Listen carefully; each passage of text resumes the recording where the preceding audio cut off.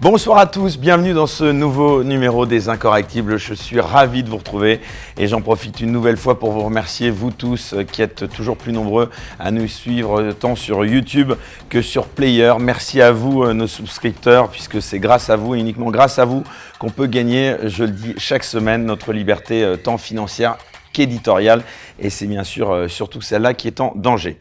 Alors, on peut discuter de tout sauf des chiffres. Voilà ce qu'a dit un jour l'ex-ministre de la Santé, Olivier Véran. Après 3 années passées à collecter et à analyser la quasi-totalité des chiffres qui concernent la crise du Covid-19 dans les organismes officiels français et internationaux, notre invité peut affirmer le contraire. On doit discuter de tout et surtout des chiffres, en particulier de ceux que les responsables politiques et médicaux ont choisi délibérément de ne pas citer car ils risquaient de provoquer l'effondrement du récit officiel. Vous l'avez compris, notre invité ce dimanche est statisticien. Depuis le début de la crise du Covid, il a collecté scrupuleusement toutes les semaines l'intégralité des données officielles, 2 ans d'un travail méticuleux qu'il a rendu public régulièrement sur sa chaîne YouTube Décoder l'écho. Mortalité, occupation des lits, positivité des tests, âge, etc. Qu'a-t-il constaté de gigantesques anomalies? Alors, les chiffres présentés par les médias et les organes publics sont partiels et tronqués, selon lui, aussi bien en ce qui concerne la mortalité que l'activité hospitalière ou l'efficacité vaccinale. Il expose dans un livre la totalité de ses recherches pour qu'enfin un débat scientifique serein puisse avoir lieu sur cette crise dont les conséquences sont loin d'être derrière nous. On est ravis de le recevoir. Pierre Chaillot, bonsoir. Bonsoir et merci de me recevoir. Eh bien non, merci surtout à vous d'avoir accepté notre invitation. Et je le disais, donc c'est un best-seller. Votre livre, donc sorti cette année, donc Covid-19, ce que révèlent les chiffres officiels, donc aux éditions L'Artilleur. Alors, cher Pierre, je vous propose de commencer cette émission en entrant directement dans le vif du sujet, en revenant notamment sur ce qui a été donc, ce que je disais, la raison de ce livre, l'un des plus remarqués de l'année. D'abord, je crois que c'est un immense succès. Est-ce que vous attendiez à un tel succès ? La réponse est non. Évidemment, moi je n'ai jamais sorti de livre. J'avais même jamais eu l'intention d'écrire un livre depuis le début. Moi je n'ai fait que réagir d'une certaine manière à l'actualité qui se passait complètement folle au sujet de cette crise Covid-19. Et donc j'écrivais des articles et je faisais des vidéos, surtout en réaction, pour exprimer ce que l'on voyait dans les statistiques officielles au fur et à mesure, et pour répondre aux différentes études, articles qui étaient écrits dans la presse et qui annonçaient toujours la catastrophe et la crise alors qu'il ne se passait pas grand-chose d'un point de vue statistique. Et ça fait une énorme masse dont c'est surtout ma communauté YouTube qui a demandé au bout d'un moment d'en faire un livre de façon à avoir quelque chose d'un peu plus sérieux et de laisser une trace de ce qui s'est passé et de ce que j'ai dit. Et donc voilà, j'ai contacté différents éditeurs, des éditeurs m'ont contacté, avec L'Artilleur on a travaillé ensemble, et je ne sais pas si les gens savent, mais pour un essai français publié, déjà un gros succès de librairie considéré par les éditeurs, c'est 5000 ventes, c'est déjà un succès qui permet de rentrer dans ses frais, et donc déjà ça aurait été un beau score. On a certainement fait beaucoup plus, même si on ne connaît pas les chiffres exacts, puisque les éditeurs ne savent pas combien ils en ont vendu, mais donc on a fait beaucoup plus que ça, et c'est évidemment une surprise, surtout pour un livre de quasiment 500 pages, qui va parler des chiffres, même si c'est accessible, je l'espère, et normalement à tous, avec des graphiques, et puis d'un auteur qui est parfaitement inconnu des médias, puisque évidemment, je ne suis pas du tout une personnalité publique. Donc c'est une surprise. Vous touchez des droits d'auteur sur ce livre ? Je touche 0 €, c'est-à-dire que la totalité des droits d'auteur sont versés directement à l'association Où est mon cycle, qui vient en aide aux femmes qui ont des problèmes de menstruation à la suite de la vaccination anti-Covid-19. Mais d'une manière générale, je n'ai jamais rien touché pour tout ce que j'ai fait depuis 3 ans. Sur ma chaîne YouTube, chacun peut constater qu'il n'y a pas de publicité, il n'y a pas de crowdfunding non plus, donc tout ça c'est bénévole. La centaine d'articles que j'ai écrits, que j'ai donnés à la presse en ligne, je l'ai fait gratuitement, je ne me suis jamais fait payer pour ça. Et en France actuellement, je fais tout un cycle de conférences où je me déplace gratuitement. Les collectifs me payent mon billet de train pour que je vienne, mais du coup je fais tout ça à titre gracieux, sur mon temps personnel et de manière bénévole. Donc pour ce livre c'est la même chose, je n'ai jamais rien touché, ce qui me permet d'être libre. Je dis ce que je veux et ce que je considère juste, et puis je n'ai pas de conflit d'intérêt, évidemment, d'aucune sorte. Écrire un livre aussi fouillé, ça doit demander un temps conséquent. Combien de temps ça vous a pris ?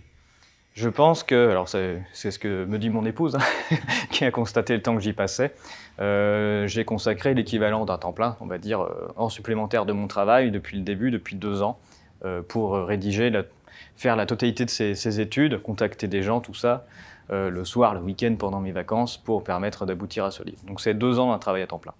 Vous avez eu des difficultés à trouver un éditeur pour cet ouvrage ? Non, c'était aussi un peu une surprise de ce côté-là, puisque les gens ont plutôt des difficultés d'habitude à en trouver, mais du fait que j'ai une petite chaîne YouTube où il y avait quelque chose comme 50 000 abonnés à l'époque, il y a de base des éditeurs qui m'ont contacté. Ce qui me rendait plus facile la discussion avec les autres, sachant que de toute façon, je serais édité. Donc non, ça n'a pas été si difficile que ça, et l'artilleur, c'est plutôt moi qui l'ai contacté de par mes contacts, et notamment avec Laurent Toubiana. Mais voilà, ça a été plutôt simple du fait que j'avais déjà une petite visibilité médiatique, ce qui permet aux éditeurs de se dire qu'ils allaient de toute façon rentrer un peu dans leurs frais. Comment vous expliquez quand même un tel succès? Puisque vous l'avez rappelé, moi je le sais, que c'est plusieurs dizaines de milliers, c'est colossal en édition, donc le nombre de ventes de cet ouvrage. Comment vous expliquez un tel succès? Vous y attendiez pas évidemment, mais aujourd'hui, maintenant avec le recul un petit peu? Il y a plusieurs aspects. Bon, d'une part, la petite communauté que j'avais sur YouTube, vu que les gens me proposaient depuis longtemps de faire du crowdfunding, de m'aider financièrement, ce que j'ai toujours refusé. Ah, c'était une manière indirecte sans doute Voilà, il y a de eu soutenir. un soutien. Enfin, même si c'était pas vous qui touchiez les fonds. Oui, c'est ça. En tout cas, de soutenir mon travail et puis d'en garder une trace parce qu'ils voulaient aussi qu'il y ait une trace. Donc voilà, il y a eu plus de 500 ventes directes. Dès qu'il y a eu l'annonce du livre, voilà, qui ont été faites, ce qui ont permis à l'éditeur, encore une fois, de se dire bon, bah, ce ne sera pas à perte puisque j'ai au moins ces ventes-là, j'aurai au moins ces ventes-là en direct. Donc ça a fait une base. Et puis là, j'ai découvert au fur et à mesure que je fais des conférences que le Conseil scientifique indépendant, le CSI, qui a eu lieu tous les jeudis, en fait, a été extrêmement suivi. Et il y a beaucoup de gens finalement qui me connaissaient du fait de mes interventions au CSI. Et donc, ce qui fait que même sans aucun relais médiatique, il y avait quand même une base. Alors justement, en parlant de médias, vous le disiez, vous avez une chaîne YouTube, vous avez une communauté. Est-ce que malgré tout, vous avez été reçu dans les médias dits mainstream? Pas beaucoup, j'ai l'impression. Assez peu, il y a quand même eu Clémence Oubiakova sur Radio Courtoisie qui m'a reçu, et puis André Berkoff également Bon, les classiques. sur Sud Radio. En effet, les classiques, ceux qui ont permis d'avoir un tout petit peu de pluralisme pendant cette période, et ce qui a aussi quand même donné beaucoup de visibilité à un moment, c'est d'avoir été reçu par Pascal Praud sur CNews, et puis ensuite par André Rioufol. Donc ça, c'est quand même la télévision, encore aujourd'hui, c'est une part de marché de l'information qui est tellement colossale que ça a quand même déclenché énormément d'intérêt.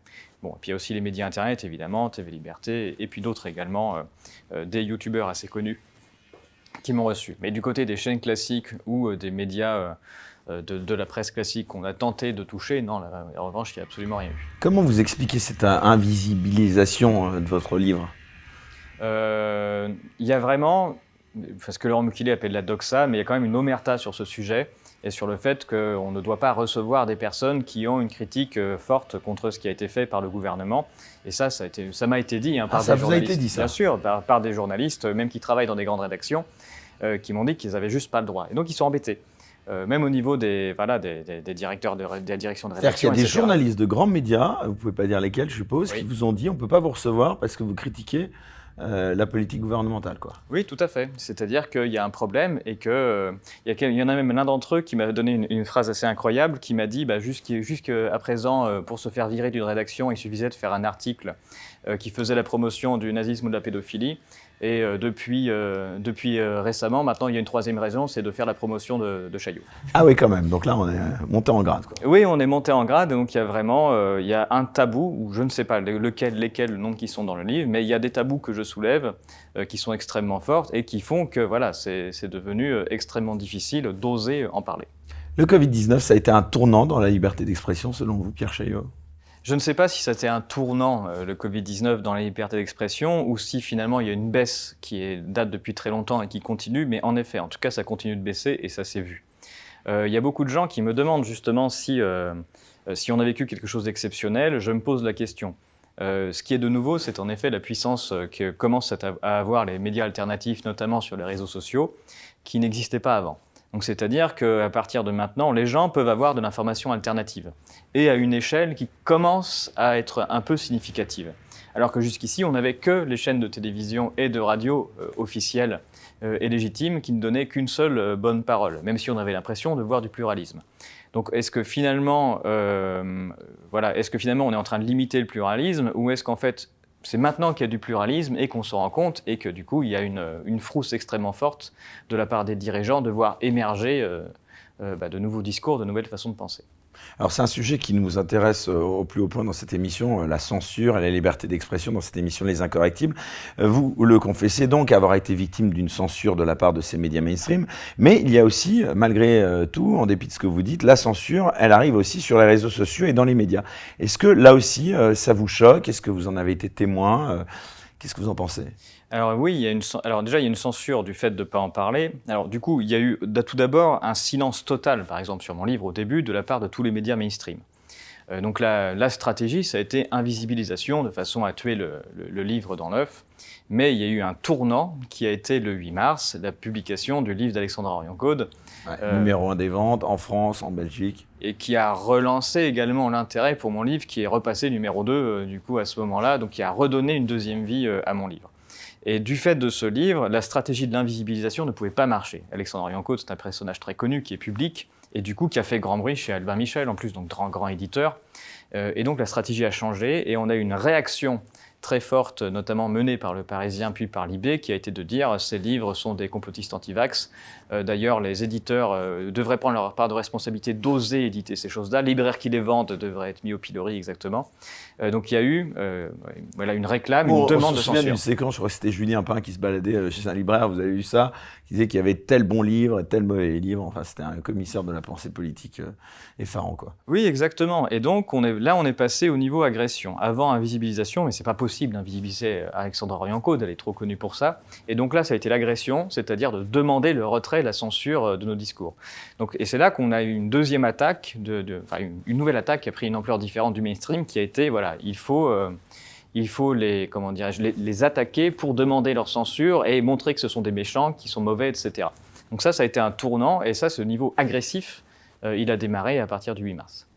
Comment vous expliquez justement qu'il y a eu autant, on va dire, pas d'agression, mais enfin si, vous l'avouez d'une certaine manière, vous avez été victime d'une campagne de dénigrement qui a impliqué de nombreux médias et autoproclamés fact-checkers. Comment vous avez réagi face à cette agression, comme vous dites? Par le rire. Vous avez pensé à porter plainte, par exemple? J'y ai pensé, mais c'est pas ma stratégie. Déjà parce que ça prend longtemps, qu'on n'est même jamais sûr de gagner, surtout quand on n'est absolument pas connu face à des gens comme ça. Et puis parce que même si quand on gagne, par exemple quand on demande un droit de réponse à des gens qui nous ont attaqués, on gagne toujours longtemps après, a posteriori, où personne ne s'en souvient. Donc finalement, on a passé beaucoup de temps, d'énergie, on y a laissé des plumes au passage pour quelque chose qui n'aura aucun impact. Donc ma stratégie, ça a été à chaque fois de répondre et de leur montrer à quel point ils racontaient n'importe quoi. Et donc ça a été drôle, puisque Conspiracy Watch, qui a fait une vidéo qui me concernait, où ils ont finalement très peu de vues, personne ne regarde ces types-là. Mais du coup, moi, j'ai fait une vidéo de réponse en rigolant sur leur argumentaire, où montre qu'ils n'ont pas lu le livre, qu'ils racontent n'importe quoi. C'est peut-être leur stratégie, finalement, ça. Qui sont vus par personne, et finalement, en allumant tout le monde, ils se disent il y en a un ou deux qui va bien répondre, et ça va, par ricochet, ce qui est mon cas aussi, leur donner une petite visibilité. Mais enfin bon, une visibilité dégueulasse au passage quand même. Je crois que le nombre de vues a été multiplié par 3 une fois que j'ai fait ma vidéo chez eux. Donc oui, ils ont gagné en audience du fait que les gens sont intéressés à ce qu'ils disaient. Mais donc ma stratégie, ça a plutôt été ça a été de répondre factuellement et de montrer les erreurs. Ils sont même complotistes, eux, dans leur manière d'approcher et de critiquer mon livre, ce qui est assez incroyable pour les anticomplotistes. C'est intéressant, puisque vous venez de citer ce mot, donc, qui est traité de complotiste par les grands médias ou des sites comme celui qu'on vient d'évoquer. C'est un titre de gloire quand même, au final, non? Ça l'est devenu, alors c'est surtout un mot fourre-tout, qui dessine finalement toute pensée qui... Il y avait extrême droite avant, et puis maintenant, j'ai l'impression qu'il y a une petite compétition entre les deux là. Oui, parce qu'ils ont été embêtés de ne pas réussir à mettre de manière sérieuse dans la case extrême droite tout un tas de personnalités qui étaient marquées extrêmement à gauche.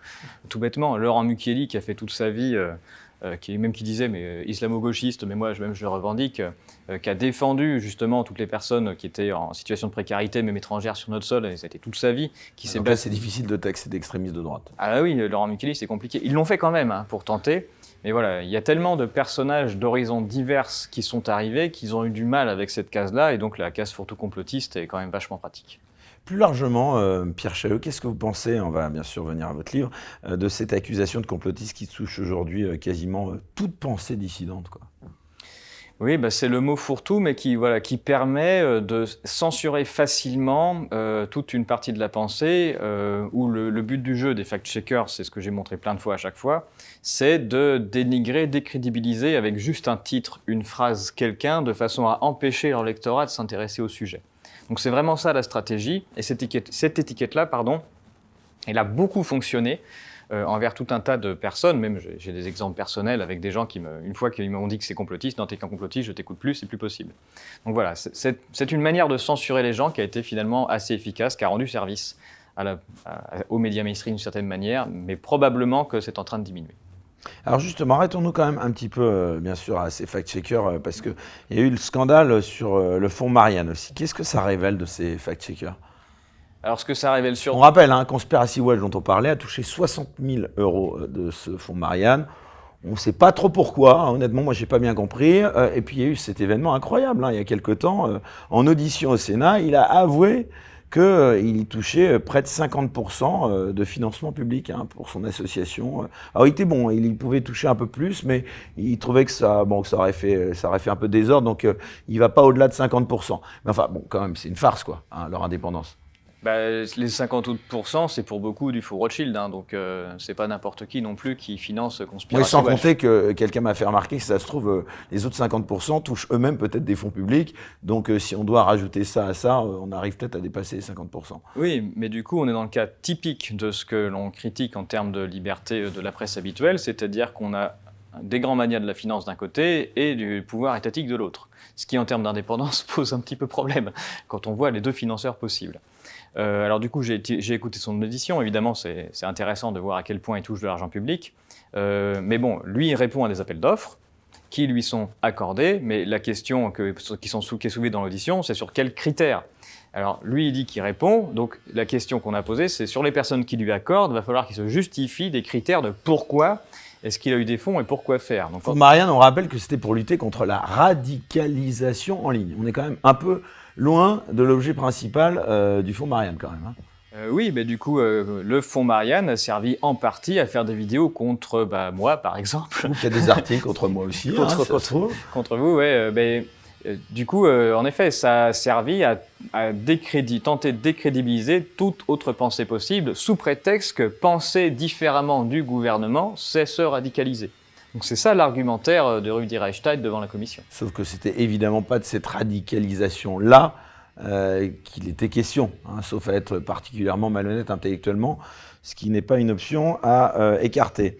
Revenons sur votre légitimité à avoir écrit donc ce livre, ce best-seller, Pierre Chaillot. Vous êtes statisticien, c'est ça. Est-ce que vous pouvez nous en dire un peu plus sur votre parcours, notamment d'études ? Oui, alors moi j'ai fait maths sup, maths spé, classe préparatoire mathématiques, et puis j'ai passé un concours de la fonction publique pour intégrer l'école de la statistique de l'INSEE qui s'appelle l'ENSAI. Et puis ensuite, depuis 15 ans, je suis statisticien public, donc c'est mon métier d'analyser les chiffres. J'ai également fait de l'informatique, donc je suis aussi programmeur informatique avec une qualification. J'ai différentes casquettes qui m'ont permis de travailler pendant ces années-là. Mais voilà, les statistiques et l'analyse statistique, c'est ma vie professionnelle, quasiment presque tout le parcours depuis 15 ans. Et c'est aussi un hobby que je pratique de manière régulière de mon côté pour comprendre ce qui se passe dans le monde sur tous les sujets. Alors vous parlez de l'INSEE, c'est intéressant. Qu'est-ce que vous pensez globalement des statistiques de l'INSEE ? On entend parfois qu'elles sont manipulées. Vous avez vu de telles manipulations, vous ? Non. C'est-à-dire que dans mon livre, j'utilise exactement les statistiques de l'INSEE et les chiffres de l'INSEE. Donc c'est bien les mêmes sources que j'utilise et je sais comment elles sont récupérées et comment les statistiques sont consolidées. Donc si je les utilise, c'est parce que je les considère solides. Éric Zemmour accuse souvent, je cite l'INSEE, de manier avec opportunité les chiffres de l'immigration. Vous en pensez quoi, par exemple, ça ? Elles ne sont pas maniées, on peut discuter. Vous savez, une statistique, c'est un comptage. On peut lui faire dire n'importe quoi. Oui, alors il faut rappeler que c'est un comptage. C'est-à-dire qu'une statistique, on l'obtient en comptant quelque chose. Donc il faut deux éléments pour faire ça. Le premier, c'est qu'il faut donner une définition. C'est dire qu'est-ce que je vais compter. Et la deuxième, c'est qu'il faut dire comment je vais le compter. Et c'est la personne qui maîtrise ces deux aspects qui décide déjà de la statistique finale. Il y a parfois des statistiques où on a du mal à réussir à compter les choses et donc on a des statistiques tronquées. On peut tout à fait dire que sur l'immigration, on manque un peu de visibilité du fait de la manière dont on récupère les données. Ça, il n'y a pas de problème. Mais l'Institut ne triche pas en donnant les chiffres qui sont à sa disposition, mais on peut discuter de leur qualité, en revanche, de ce qu'elles veulent dire. Moi, ce que j'écris dans mon livre, et pourquoi est-ce que mes conclusions sont différentes, mais de énormément d'instituts français notamment, c'est parce que sur les mêmes chiffres, je montre de différentes manières de comment est-ce qu'il faut les regarder pour avoir une vision large et la plus objective possible, et j'apporte mes conclusions qui sont différentes. Donc là, on arrive au point où je ne critique pas les chiffres, puisque j'utilise les mêmes, je critique ce que l'on peut en faire dire, c'est-à-dire des conclusions que l'on doit en tirer.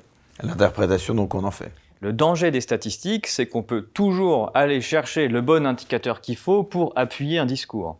Un peu comme les sondages, quoi. Et donc, faire ça c'est pas normalement neutre, on va dire, c'est pas dans la déontologie classique des statisticiens. Il faut aller regarder tous les indicateurs possibles, avoir un champ large. On appelle ça surtout faire une analyse multifactorielle pour ensuite faire thèse, antithèse et ensuite synthèse. Donc, l'objet de mon livre, c'est ça. Et donc, c'est de regarder la totalité des champs pour amener une conclusion.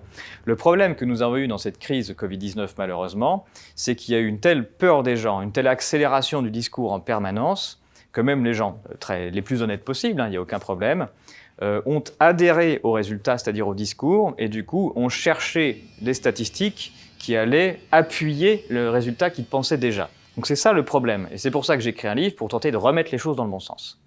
Qu'est-ce que vous répondez à ceux, et il y en a quand même quelques-uns, qui expliquent que vos analyses ne sont pas fondées, Pierre Chaillot? Eh bien, vu que la totalité des statistiques sont sourcées en ligne, j'ai mis toutes mes sources dans le livre. J'ai également écrit un programme informatique qui est en ligne que tout le monde peut faire tourner, dans un langage qui s'appelle R, donc c'est hébergé sur un site qui s'appelle GitHub. Donc voilà, on peut faire tourner mon programme, retrouver tous mes graphiques, avec tous mes programmes qui se connectent à toutes les sources officielles, qui mettent ça en forme et qui permettent de faire tous les graphiques qu'il faut. On peut tout vérifier ce que j'ai fait, tout refaire tourner et venir à la discussion pour me dire à quel endroit il y aurait quelque chose qui ne va pas. Donc j'ai été le plus transparent possible sur tout, de façon à, voilà, je pense que c'est ça que doit faire la recherche. On montre tout, on met tout à nu de façon à ce que chacun puisse vérifier. Alors Pierre Chaillot, qu'on soit bien d'accord ici, là, je me fais un peu l'avocat du diable un instant et j'encourage d'ailleurs, je le redis, tout le monde à acheter ce livre passionnant. Mais malgré tout, comment vous expliquez, ce que j'ai d'ailleurs dit à pas mal d'autres personnes qui sont venues sur cette banquette, comment vous expliquez que ce que vous dites ne soit pas plus dit par d'autres spécialistes? Ils se tromperaient tous, quoi? Il y en a certains qui se trompent, il y en a, mais encore une fois, ce n'est pas par machiavélisme, mais bien par peur, par doxa et par certitude préétablie. Ça, c'est la grosse majorité. Et puis, il y en a beaucoup qui ont peur. Toute personne qui s'exprime se fait dénigrer dans la presse. Il y a des gens qui perdent leur poste. On ne peut pas parler de ce qu'on veut. Donc, cette peur-là qui existe encore, donc voilà, c'est cette omerta, elle empêche aussi des gens de s'exprimer et de dire ce qu'ils pensent réellement.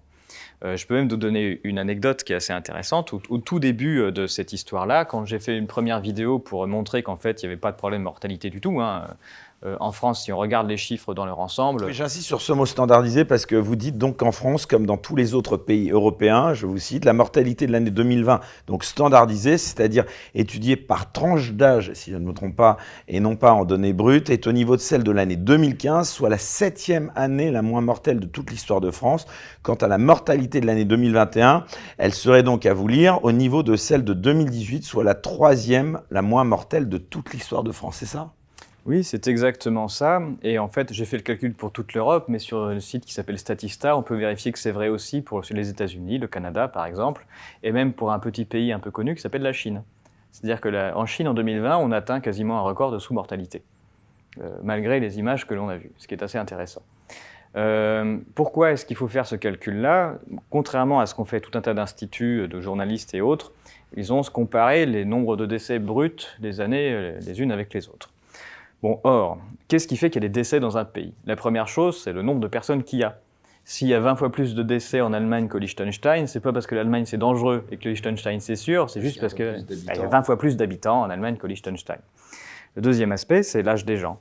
S'il y a plus de décès dans un EHPAD de 200 personnes que dans une crèche de 200 gamins, c'est pas parce que l'EHPAD c'est dangereux et que la crèche c'est sûr, c'est juste que parce que dans un EHPAD, il y a des personnes âgées, et dans une crèche, il y a des enfants. Et donc, on meurt en vieillissant.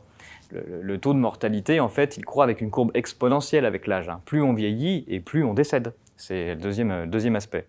Donc, quand on compare les décès, au sein d'un même pays ou entre les pays, d'une année sur l'autre, il faut prendre en compte, d'une part, l'évolution de la population, de sa taille. Plus ils sont nombreux, plus il y aura de décès.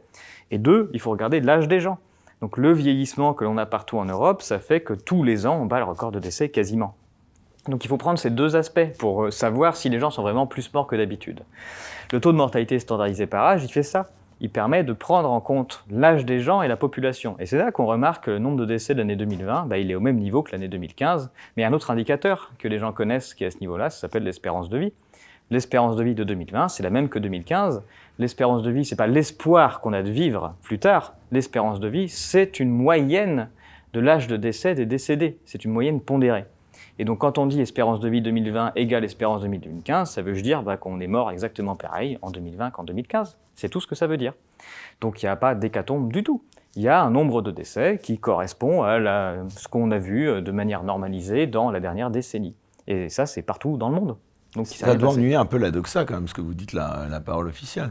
Ça les ennuie profondément, oui. Alors ce que certains instituts ont répondu, c'est oui, mais Chaillot, on n'est pas d'accord avec lui parce que la mortalité baissait jusqu'ici par âge. Ce à quoi je leur réponds, alors peut-être que ça baissait, mais ça va baisser jusqu'où ? Est-ce qu'à un moment, ça va baisser, on va tomber à zéro, puis les gens vont ressusciter ? Donc je me moque un petit peu dans le livre, mais c'est une vraie question à se poser. Tout le monde meurt. Donc le taux de mortalité standardisé, l'espérance de vie, ils ne vont pas atteindre des sommets. Il y a un moment, les courbes s'arrêtent de descendre. Aux États-Unis, ça fait déjà 4-5 ans qu'ils sont à un plateau, voire même que ça remonte. C'est normal. On a atteint, selon on va dire, les niveaux de santé, de médecine, l'accès à une vie décente, etc. On a atteint un plateau déjà depuis quelques années aux États-Unis. Et là, probablement qu'on y arrive chez nous en Europe. Pourquoi est-ce qu'on l'atteint plus tard ? Parce que en Europe, on vit un peu plus vieux, parce qu'on est un peu moins obèse et un peu moins en mauvaise santé qu'aux États-Unis. Mais donc voilà, on atteint des plateaux, ce qui fait qu'on n'a pas le droit de dire que la mortalité va s'effondrer, qu'on va tomber à zéro et qu'on sera éternel. C'est pas vrai. Donc il faut comparer par rapport au passé. Et le passé, quand on regarde 2020, on nous dit voilà, c'est une mortalité qui nous semble relativement normale pour la décennie, donc il ne s'est rien passé de particulier. Vous avez subi des pressions suite à la publication de vos travaux, Pierre Chaillot ? On va dire, déjà, d'un point de vue médiatique, le fait de se faire cracher dessus médiatiquement pour avoir une vie professionnelle, c'est pas forcément simple après, mais ça, tout le monde le vit. Toute personne qui s'exprime vit la même chose. Et puis oui, là, il y a des difficultés qui arrivent actuellement, que j'espère qu'ils vont se régler, parce qu'évidemment, ce que je raconte, ça heurte. De quel ordre ? C'est de point de vue professionnel, mais je ne dirai pas plus pour l'instant. Mais en effet, ce que je raconte, ça heurtait des sensibilités, et il va falloir s'expliquer tranquillement sur ma démarche, déjà qui a toujours été une démarche d'ouverture, de participer au débat public et de garder ma déontologie de statisticien. Moi, j'ai appliqué la déontologie qui m'a été apprise, donc je regarde tout dans son ensemble, je fais une analyse multifactorielle, thèse, antithèse, et je fais la synthèse. Voilà. Et si j'ai un reproche à adresser à ce qui s'est passé, c'est que malheureusement, ça n'a pas été fait. Et qu'il y a eu un tel pouvoir médiatique, une telle pression, que tout le monde s'est mis au diapason pour dire thèse. C'est-à-dire, voilà, il y a la thèse officielle dans laquelle nous devons tous rentrer parce que c'est notre devoir de prévenir les gens. Et puis, ils ont analysé qu'une seule partie des chiffres, celle qui allait dans le sens de dire, oh là là, hécatombe mondiale, saturation hospitalière, etc. Si on devait retenir un seul élément, le principal enseignement de vos recherches sur la Covid-19, ce serait lequel ? Ou lesquels éventuellement ? Si je dois en donner un seul, il est assez fort, il y a beaucoup d'implications. C'est que la totalité des statistiques, des chiffres qui sont estampillés Covid-19, que ce soit des cas, des malades, hospitalisations, des décès, tous ces chiffres-là ne sont pas scientifiques. Ils ne sont pas obtenus dans le cadre d'un protocole scientifique avec une démarche scientifique, c'est de la bureaucratie. La totalité des enregistrements, c'est de la bureaucratie. On a mis des règles en place de vie de société qui ont imposé aux hôpitaux, aux médecins... Quand vous dites « on », c'est qui sont les responsables politiques ? Oui, mais qui suivent des directives notamment mondiales. Par exemple, c'est l'OMS qui détient ce qu'on appelle la codification internationale des maladies, la CIM-10. C'est l'OMS qui, en mars 2020, dit à partir de maintenant, tous les hôpitaux du monde entier seront bien gentils d'enregistrer des malades Covid-19. Donc il y a une centralisation de tout ça. C'est pour ça que tout le monde fait la même chose en même temps. C'est centralisé. Les statistiques Covid-19 sont centralisées, c'est de la bureaucratie. C'est pas de la science. Tous ces enregistrements, tout ce qui a été appelé Covid-19, c'est de la bureaucratie. Ce qui fait un résultat très fort, c'est que toute personne qui voudrait utiliser ces chiffres, ces courbes pour faire de la science est dans l'erreur totale. Que ce soit du côté du gouvernement pour défendre ce qui a été fait, que ce soit même du côté de l'opposition pour en tirer des conclusions. Tous ces chiffres-là ne reflètent qu'une seule chose, ce sont les règles qui ont été mises en place pour lancer un comptage. C'est ça le résultat le plus fort, donc tout est une fraude. Ce que l'on appelle Covid-19, c'est une fraude scientifique, c'est une arnaque au comptage. Finalement, c'est une panique organisée aussi, non ? Oui, alors à quel point ? C'est une panique, c'est certain, une panique liée à... Quelle est l'origine de cette panique ? Bien notamment le comptage. Le fait d'avoir décidé arbitrairement, il y a une décision arbitraire, et j'en parle dans le livre, qui est qu'on a forcément tous vivre une pandémie qui va ravager l'humanité, c'est décidé, c'est des alertes très fortes qui viennent de l'OMS. C'est pas la première fois qu'ils font le coup. Ils avaient fait le coup pour H1N1. Donc il y a un rapport du Sénat à H1N1 qui est extrêmement clair, qui dit qu'H1N1 était une escroquerie, c'est écrit dedans, auquel tout le monde a participé, et l'instigateur, c'était déjà l'OMS à l'époque. Donc là, on a un copier-coller. C'était l'OMS aussi avec Ferguson pour H1N1 qui avait fait un modèle disant que tout le monde allait mourir. On a la même chose, avec des relais en France, par exemple Antoine Flahault, déjà à l'époque, il disait que tout le monde allait mourir, il a fait la même chose, et avec aussi Delfrécy qui avait participé à l'époque, qui a encore une fois participé ici. Donc ce sont les mêmes individus avec les mêmes techniques qui recommencent la même chose. Et donc ce qui a créé la panique, ça a été déjà de la lancer, de faire peur à tout le monde avec des modèles qui ont fait paniquer tout le monde, les gouvernements compris. Comment vous expliquez que ça ait marché, que cette panique ait marché ? Ça a marché notamment parce que, pourquoi est-ce qu'H1N1 n'a pas marché ? C'est écrit dans le rapport du Sénat, parce que quand ils ont dit qu'une grippe allait ravager l'humanité, qu'ont fait les gens quand ils sont tombés malades l'hiver ? Ils sont allés voir un médecin traitant, le médecin traitant a donné les mêmes granules que d'habitude, et du coup il ne s'est rien passé, on n'a rien vu. Parce que les médecins ont traité, et tous les médecins traitent de manière différente. On peut discuter des traitements si on veut. La médecine, c'est un art, c'est pas une science. Donc chaque médecin fait en son âme et conscience ce qu'il considère le mieux pour le patient. Et chaque patient est différent d'ailleurs. Bon bref. Donc ils ont traité leurs patients, et il ne s'est rien passé. Il s'est tellement rien passé il y a eu après des vaccins achetés, mais confinés à la poubelle pour la plupart, sauf pour certaines personnes qui se sont fait avoir malheureusement, dont beaucoup ont eu des effets indésirables graves à l'époque, notamment les narcolepsies, dont ils ont gagné le procès en 2021, c'est-à-dire qu'on a reconnu le fait qu'il y a tout un tas de narcoleptiques qui sont donc le cerveau grillé, ce qui fait qu'ils s'endorment tout le temps, que c'est à cause du vaccin. Il a fallu plus de 10 ans pour s'en rendre compte. Ce qui fait que toutes les personnes qui sont victimes des vaccins anti-Covid-19, là, on est parti pour au moins 10 ans de procédure, avant qu'on commence à reconnaître quelque chose, en France. Mais bref. Parce que ça met beaucoup de temps, c'est ça ? Oui, et puis que l'industrie sait le faire. C'est des milliards qui sont en jeu, enfin bref. Et les gouvernements non plus. Tous ceux qui ont imposé à tout le monde ça, ils n'ont surtout pas envie de reconnaître leurs responsabilités. Ça, c'est un classique. Mais à la suite de cette escroquerie, on s'est posé la question, en France, que faut-il faire en cas de pandémie ? Les conclusions du rapport, ça a été simple. S'il y a une pandémie mondiale qui arrive avec une maladie, de un, il faut envoyer les gens chez les médecins quand ils sont malades. Les médecins vont les traiter, et si jamais les gens sont très malades, on les envoie à l'hôpital. C'est ce que l'on fait d'habitude. On traite les pandémies comme on traite les malades de d'habitude, et c'est ça qui fonctionne, ne pas briser le flux de soins. Donc là, on a fait l'inverse. On a fait l'inverse à cause du rapport Orsan-Reb, qui date de 2019, et qui a dit, maintenant on est des grands scientifiques, on sait ce que c'est qu'une maladie, etc., et qui a dit très clairement, en cas de grande pandémie, dorénavant, puisqu'on est des scientifiques, ce qu'on sait, c'est qu'il faut que les médecins ne soignent plus, donc les gens n'aillent plus voir des médecins, et que d'envoyer les malades de la nouvelle pandémie uniquement sur des hôpitaux habilités à recevoir ces malades-là, qui sont au nombre de 38, les hôpitaux de rang 1, dont 33 seulement en métropole, sachant qu'il y a 3000 hôpitaux en France, publics-privés. Donc vous réduisez la capacité de soins à seulement 33 sur 3000, et en enlevant en plus les médecins. Et du coup, c'est en février 2020, on a Olivier Véran qui dit « on applique le plan Orsan-Reb parce qu'on est en état de pandémie ». Il n'y a pas le moindre malade, on parle d'un malade de Strasbourg ou je ne sais pas quoi, donc il ne se passe rien d'un point de vue français. On applique le plan Orsan-Reb, c'est-à-dire qu'on dit « les médecins ne soignent plus ». Et si vous êtes malade du Covid-19, vous allez dans l'un des 38 hôpitaux sur 3000. Mais c'est quoi un malade Covid-19 ? C'est quelqu'un qui a de la fièvre, de la toux, qui a des difficultés respiratoires ou juste une perte de goût, de la nausée, des frissons, une fatigue, des vomissements, n'importe quel symptôme de n'importe quoi. Donc en février 2020, la totalité de tous les malades français de tout et n'importe quoi sont suspectés Covid-19, ne vont pas voir médecin et se rendent dans l'un des 38 hôpitaux seulement. Ce qui fait qu'on a organisé le plus gigantesque entonnoir à malades jamais organisé en France. Donc dans ces 38 hôpitaux-là, oui, il y a eu une certaine saturation à ce moment-là, qui n'est pas due à un virus qui émerge, qui est due au fait qu'on envoie tous les malades de France et de Navarre dans seulement 33 hôpitaux. Ça sature tout de suite, c'est normal, ils n'ont pas la capacité de faire ça. Ce qui fait qu'au bout d'une semaine, ils appliquent le plan niveau 2, ils passent à 108 hôpitaux. Et 108 hôpitaux sur 3000, quand les médecins ne soignent pas, c'est pas suffisant non plus.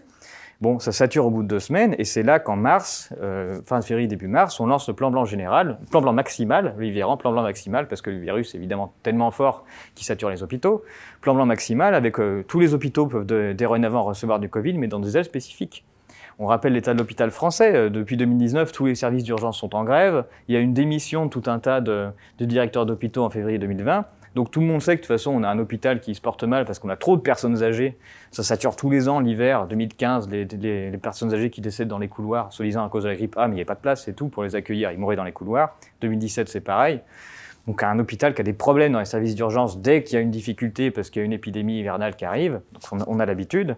Et là, on met en place des règles de bureaucratie, parce que c'est de la bureaucratie, c'est tout, qui vont créer des entonnoirs à malades, des engorgements, foutre un bazar monstre en France, et qui va faire très peur. Et donc c'est là qu'arrive la panique. La panique, elle arrive d'un point de vue bureaucratique, parce qu'on est en train de faire n'importe quoi, parce qu'on a très très peur du nouveau virus tueur, et donc on met en place des règles qui sont iniques, qui sont stupides, qui créent un bazar, mais qui font des images à la télé qui sont incroyables, où on voit des gens, c'est des hôpitaux saturés, des gens qui courent partout avec leurs masques et tout, et puis avec le recouvert de plastique, là, avec des sacs poubelles, machin truc.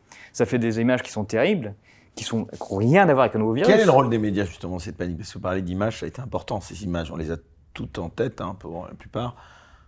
Les médias ont été instigateurs de la peur. Ça a démarré en février 2020 avec le nouveau virus tueur en Chine qui faisait la une tous les jours.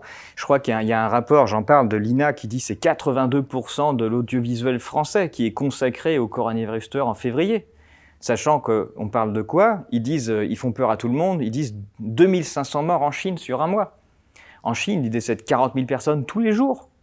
Tous les jours. Et là, ils disent, on a compté 2500 morts en un mois, mais sur un pays pauvre où il y a des personnes âgées aussi qui décèdent, c'est parfaitement ridicule. Il ne se passe rien d'un point de vue démographique. Mais comme les gens n'ont pas d'idée d'ordre de grandeur, ils ont l'impression que 2500, c'est gros. 2500, c'est ce qui se décède tous les jours en France l'hiver.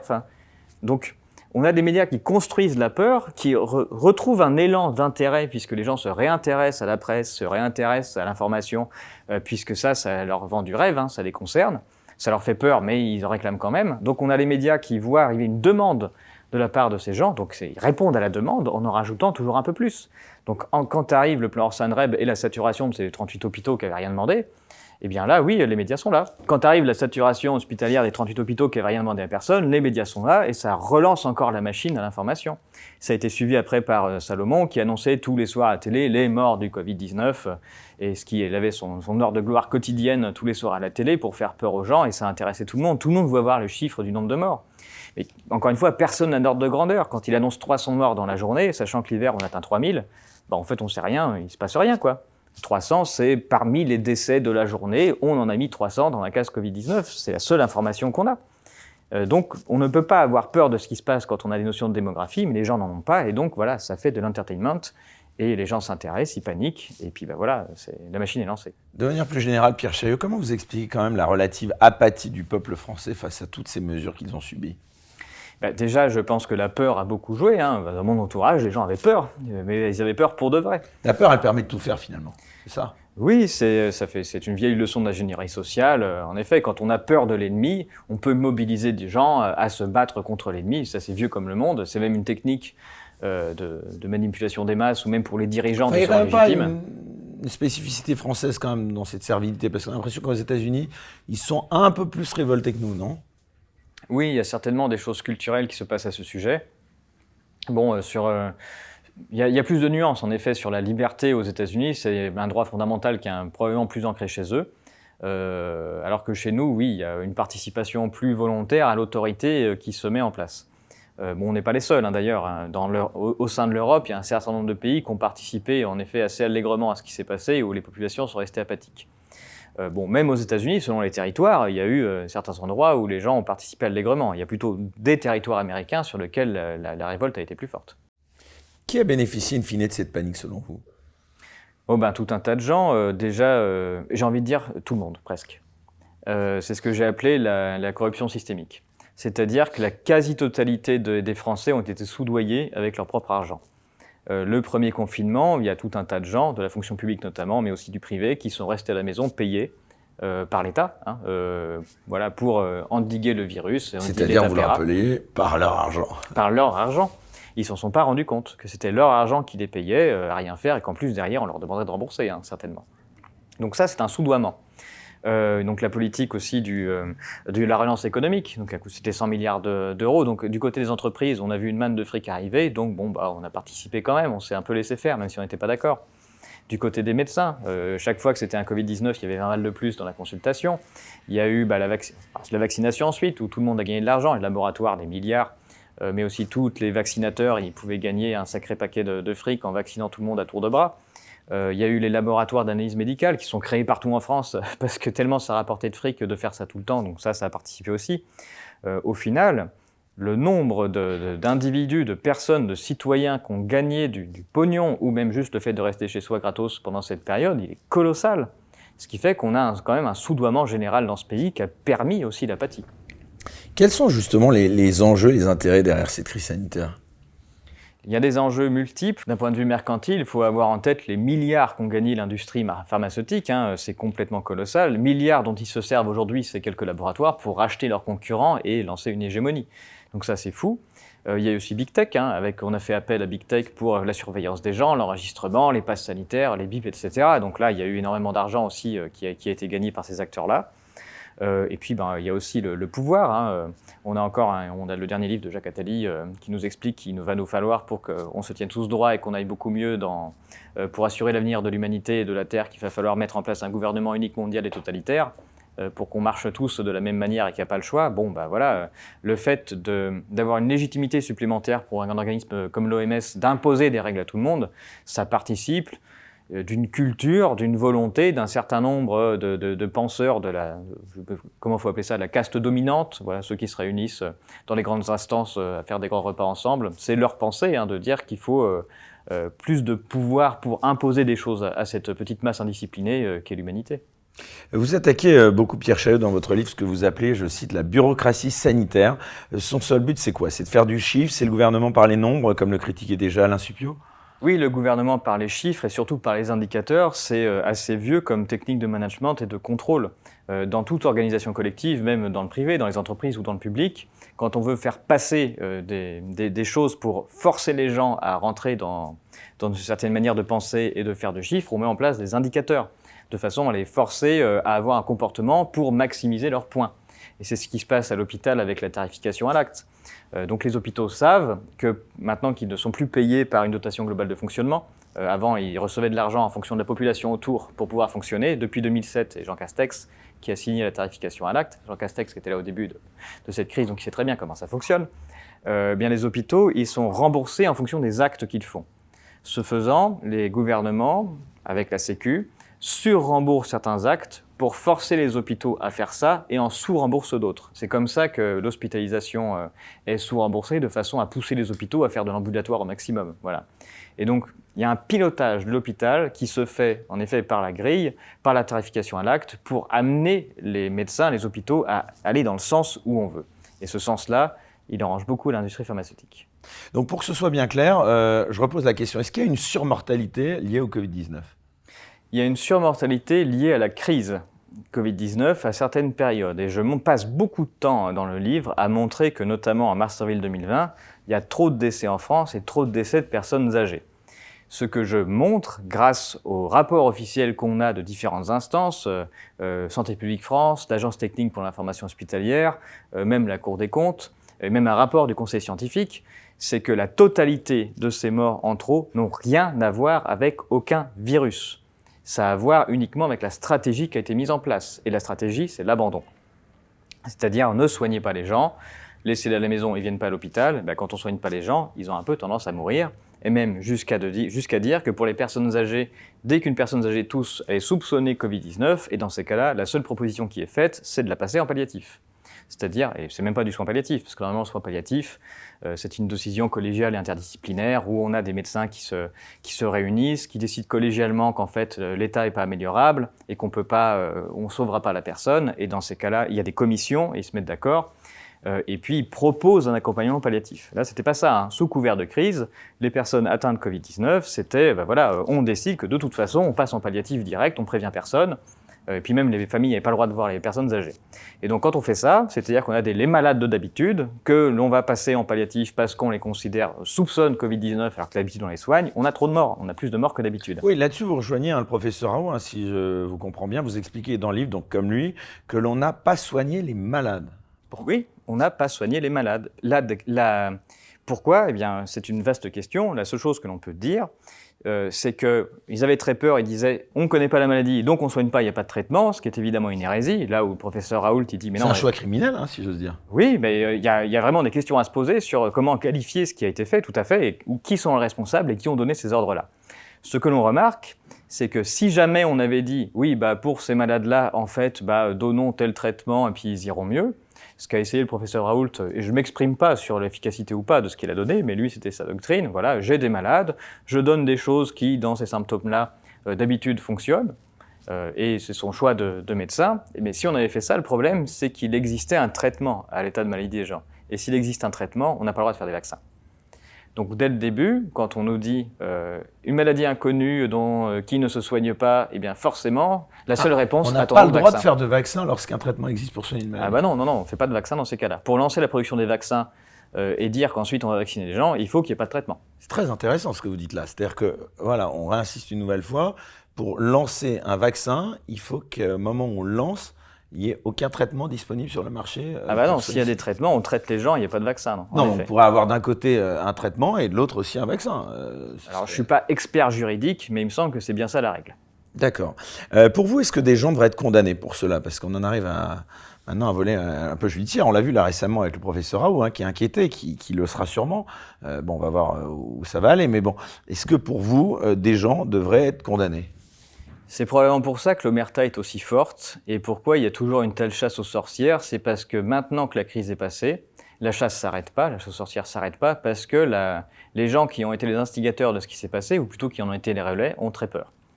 Et ils ont très peur que si l'explication tombe, ils soient en effet fortement inquiétés. Et si on se pose la question de l'effet qu'il y a eu sur les mesures qui ont été mises en place, et que c'est uniquement quand on met des mesures, et uniquement dans les pays où il y a des mesures spécifiques, qu'il y a des morts, c'est-à-dire que quand les pays font comme d'habitude, il n'y a pas de morts.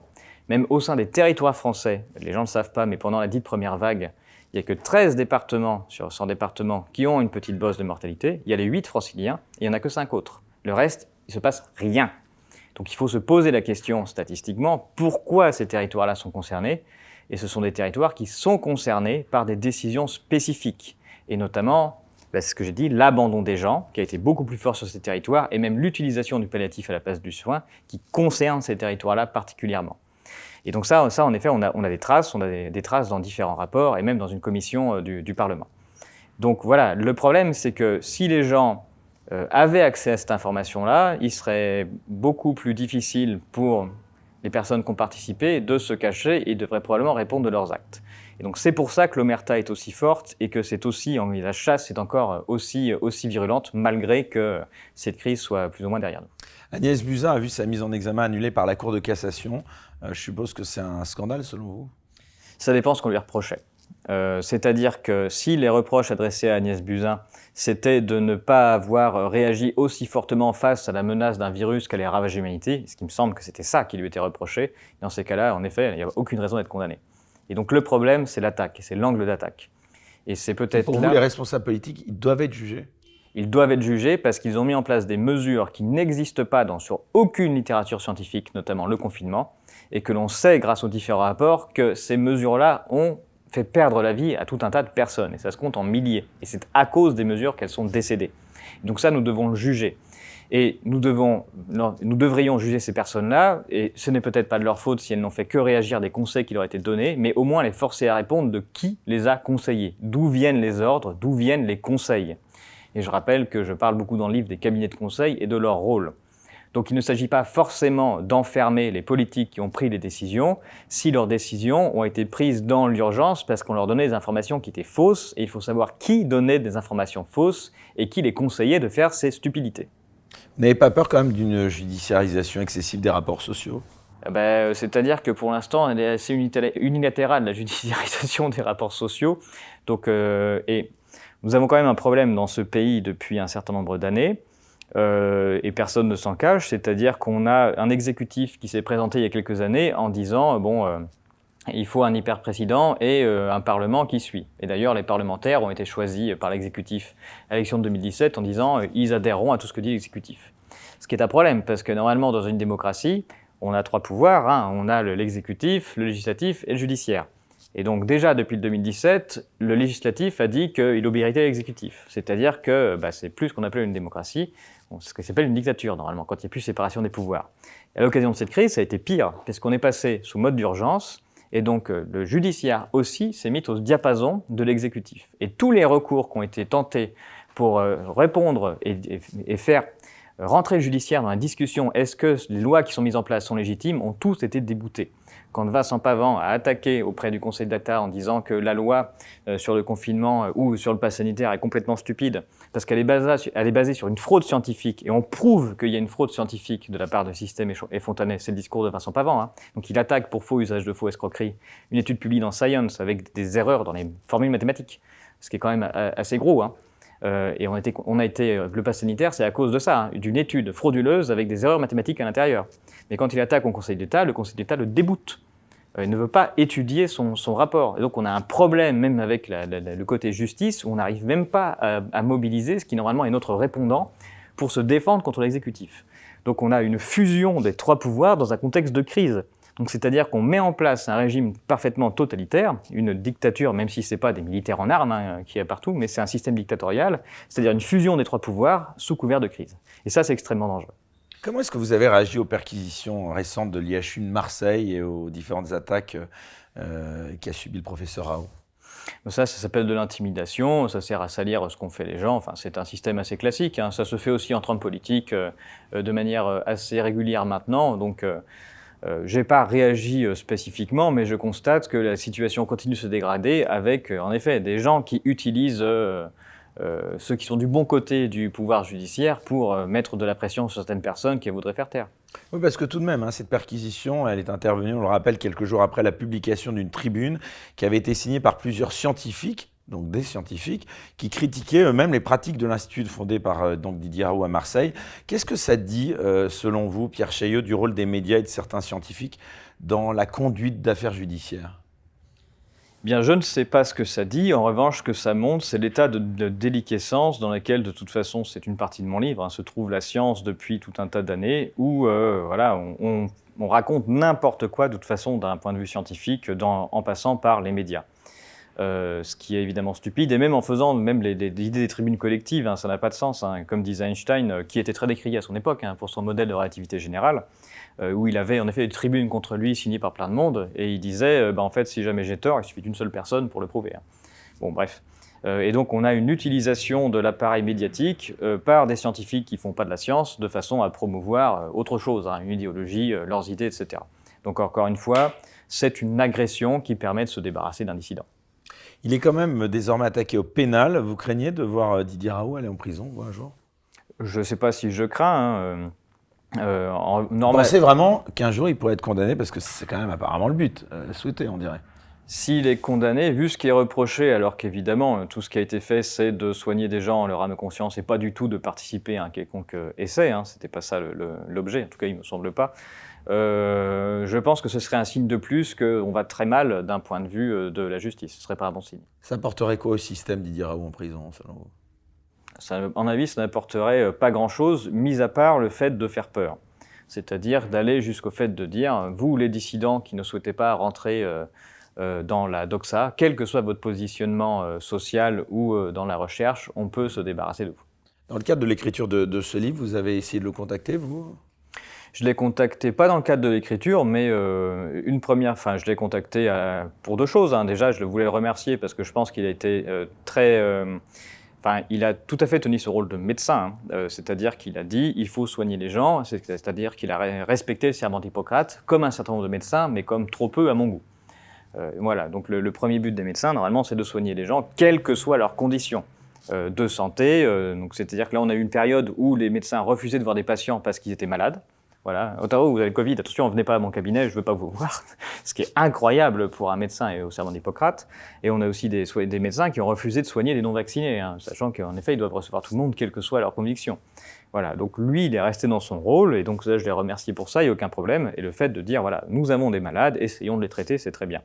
D'un point de vue scientifique, j'ai exprimé, et je lui ai envoyé des messages personnels, je n'ai pas eu de réponse, mais certainement très occupé, pour lui dire que j'avais des désaccords. Donc moi, j'ai des désaccords de fond sur des résultats scientifiques avec le professeur Raoult. Ben, c'est normal, la science, c'est un débat. Et donc moi, les résultats statistiques que j'ai me disent l'inverse de certaines choses qu'a dit le professeur Raoult, de ce qu'il voyait, lui, en observationnel. Donc bon, il fallait bien confronter les deux de mon point de vue, donc je lui ai dit ce que je voyais, auquel je n'étais pas d'accord, mais dans un état de discussion scientifique. De respect mutuel, quoi. Mais il ne vous a pas répondu. Non, mais bon, je suppose que c'est quand même un personnage qui a quand même beaucoup de choses à faire, et donc je lui en tiens pas rigueur.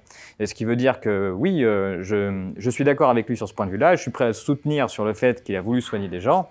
Ça ne veut pas dire que je suis d'accord avec tout ce que dit le professeur Raoult, que d'un point de vue scientifique, je lui ai même écrit pour lui donner des points de désaccord. Mais il n'y a aucun problème avec ça. On a le droit de ne pas être d'accord. Et j'ai aucun problème avec les personnes qui ne sont pas d'accord avec mon livre. Ça s'appelle la discussion et du débat. Est-ce qu'il est condamné, selon vous, à être à jamais dans le viseur du système pour son rôle justement dans cette crise de la Covid, le professeur Raoult ? C'est très difficile de le savoir, hein. Déjà, les systèmes peuvent changer. Il peut y avoir des retournements électoraux, d'autres personnes qui sont aux manettes. Il a aussi certains points de vue qui sont en désaccord avec le système, d'autres où il est plus en accord sur d'autres sujets. Donc tout dépend du curseur, de là où ça va se placer, des accords qui seront trouvés, et aussi c'est une question humaine, hein. Les ennuis qu'ont certaines personnes, Aminou Lille par exemple, qui vient d'être évoqué de l'ordre des pharmaciens, c'est pas à cause de son action ou même des motifs qu'on lui a reprochés, hein, c'est des inimitiés personnelles de la part du pouvoir, de quelqu'un qui veut sa tête. Donc voilà, si ces personnes-là changent, à un moment, il se passera d'autres choses. Donc le facteur humain, il est aussi vachement important. C'est intéressant parce que pour revenir à ce que vous disiez avant, où il y avait des désaccords, mais ça n'empêchait pas le respect mutuel et la discussion, est-ce que vous pouvez nous dire ce que ça dit de la liberté scientifique, ce climat délétère ? Est-ce qu'il est encore possible, dans ce contexte, de faire de la science ? Sur certaines parties de la science, peut-être, notamment sur les sciences fondamentales, parce que là, c'est plus facile de savoir si c'est vrai ou si c'est faux. Tout ce qui a trait notamment à la biologie, à la médecine, même à la science physique, le problème, c'est qu'on a des vrais dogmes et qu'il y a en effet des puissances, notamment les puissances de l'argent, qui interviennent. Et donc la totalité des études scientifiques qui traitent de ces différents sujets, qui sont aujourd'hui éminemment politiques, hein, notamment la médecine, aussi les questions de climat, etc., on a justement un climat extrêmement délétère où on a des études financées et promues, mis sur le devant de la scène. Donc tous les chercheurs qui ont envie d'avoir une carrière participent à ça dans un certain sens. Et toute voix dissidente est dénigrée, on lui fait perdre ses sous, il ne trouve pas de financement, etc. Et donc le mariage public-privé avec les financeurs qui détiennent le pouvoir sur la science, c'est extrêmement grave. Et malheureusement, ça rend l'humanité borgne. Et donc on est plutôt, à mon sens, dans un état de recul scientifique où on raconte n'importe quoi du moment que ça rapporte du fric. Excusez-moi de revenir encore et de rester un petit peu sur ce cas Raoult. Comment vous expliquez quand même, malgré tout, que beaucoup de ses propres confrères soient si enclins à l'attaquer ? Bon, il y a certainement un peu de jalousie. Puis encore une fois, sur certains sujets, on peut discuter et on peut amener le débat. C'est aussi certainement une personnalité forte, hein. Donc on ne se fait pas que des amis dans le monde de la recherche. Donc voilà, il y a des aspects personnels, des aspects de rancœur, d'aigreur. Et puis voilà, c'est un système de chasse pour décrédibiliser et puis se débarrasser de quelqu'un qui gêne. Oui, parce qu'on peut dire quand même que est-ce que vous diriez quand même que c'est un acharnement contre quand même l'un des professeurs qui ont situé le fleuron de la recherche française en matière d'infectiologie, on est d'accord quand même. En tout cas, c'était quelqu'un qui était très reconnu, et notamment pour l'industrie pharmaceutique. C'est aussi fait partie du débat que je lançais, c'est sur sur les résultats, sur les conclusions que l'on peut tirer de certains travaux, etc., qui, jusqu'à une certaine époque aussi, arrangeaient l'industrie pharmaceutique. Et on voit bien que quand Didier Raoult a commencé à dire des choses où il n'était pas d'accord, il s'est fait lâcher complètement par l'industrie. Comment vous expliquez qu'à un moment donné, il ait cessé d'être entendu, écouté ?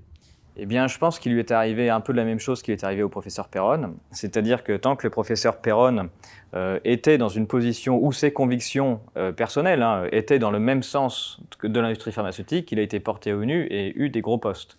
Et à partir du moment où il a commencé à changer d'avis, ça a commencé notamment avec la maladie de Lyme et ensuite avec la vaccination anti-Covid-19, eh bien, le système a essayé de se débarrasser de lui. Et donc, c'est ce qui arrive aussi au professeur Raoul, c'est-à-dire tant qu'il y a un certain parallèle entre les intérêts de chacun, ça se passe bien, et puis quand les intérêts divergent, on voit que le système essaie de se débarrasser d'eux. Ce qui ne veut pas dire que ce sont des gens corrompus du tout, je pense que ce sont des gens parfaitement intègres, c'est juste que tant qu'ils ont leur résultat, je ne sais pas comment dire ça, mais leur résultat scientifique ou leur croyance scientifique allait dans le même sens de ce qui pouvait arranger ceux qui ont de l'argent, ils obtenaient des soutiens. Et puis le jour où ils ont pris une divergence parce que la science, le résultat leur dit c'est autre chose, eh bien on a essayé de se débarrasser d'eux. Donc c'est ce chemin qu'on le voit là. Péronne, Raoult, ils sont le symbole de quelque chose aujourd'hui selon vous? C'est un symbole en tout cas d'une contestation, et même si on n'est pas d'accord avec tout, ce qui est mon cas, tout à fait, je suis tout à fait apte à discuter, ils sont le symbole que toute personne qui s'écarte se fait tuer par le système. Je ne veux pas dire physiquement, mais se fait tuer en termes de professionnels, de carrière, etc. C'est ce symbole-là. Et donc, ils sont devenus le symbole d'une contestation de gens qui disent juste à un moment non, je ne suis pas d'accord. Son cas me fait aussi penser, je parle de Didier Raoult bien sûr, j'en parlais encore il y a quelques temps, au regretté professeur Montagnier qui avait été, sur la fin de sa vie, voué aux hégémonies par les médias mainstream. Ça vous avait choqué, ça aussi? Oui, d'une certaine manière. C'est-à-dire qu'encore une fois, quelqu'un qui a été porté au nu, qui a été un prix Nobel, pouvait en effet être jeté à la poubelle, il était sénile, il était fou, mais en fait c'est arrivé à tout le monde. Donc ça ne me choque pas plus que ça arrive au professeur Montagnier, que c'est arrivé à Laurent Toupiana, à Laurent Micheli, tout ça c'est la même chose. Ça montre juste que quand on diverge des intérêts majoritaires financiers, quel que soit le passé, quelle que soit la condition, on se fait assassiner socialement, je veux dire, de la même manière. Donc il y a une certaine, j'ai envie de dire, il y a une certaine équité. On se fait tuer tous pareil. Il y a quand même une sensibilité toujours aussi intense par rapport à ce sujet de la Covid-19 aujourd'hui en 2023, où ça se calme un tout petit peu. Si mon Parce livre que est sorti... d'autres pourraient vous dire justement, écoutez, si vous avez pu éditer ce livre, c'est que finalement on n'est pas dans une dictature quand même. Oui, parce que, alors déjà il y a des éditeurs qui prennent des risques, ça c'est certain. Vous n'avez pas eu de procès suite à l'écriture de ce livre? Non, ça il y aurait un peu de mal, je pense, à faire un procès sur quelqu'un qui utilise des chiffres publics et officiels pour sur tirer des l'interprétation conclusions. que vous en faites, là vous y allez quand même un peu fort. Oui, non, il n'y a pas de procès, pas à ma connaissance en tout cas. Mais le climat s'est apaisé du point de vue de la population, c'est-à-dire qu'en effet, les gens ont moins peur. C'est ce qui a permis de sortir le livre, qui a permis de commencer à discuter avec les vrais gens. Comme je le disais, la pression, elle perdure du côté du haut de l'exécutif, de ceux qui ont pris les décisions et qui peuvent avoir peur des conclusions qui seront prises. Donc l'échappatoire que j'aimerais donner, c'est de dire qu'il va falloir nous permettre de remonter jusqu'à ceux qui ont donné les conseils et qui ont fait que la situation est arrivée comme elle est. Alors, si vous le voulez bien, Pierre Chaillot, maintenant, on va switcher sur une autre plateforme, comme on a l'habitude de le faire chaque semaine, qui s'appelle Player.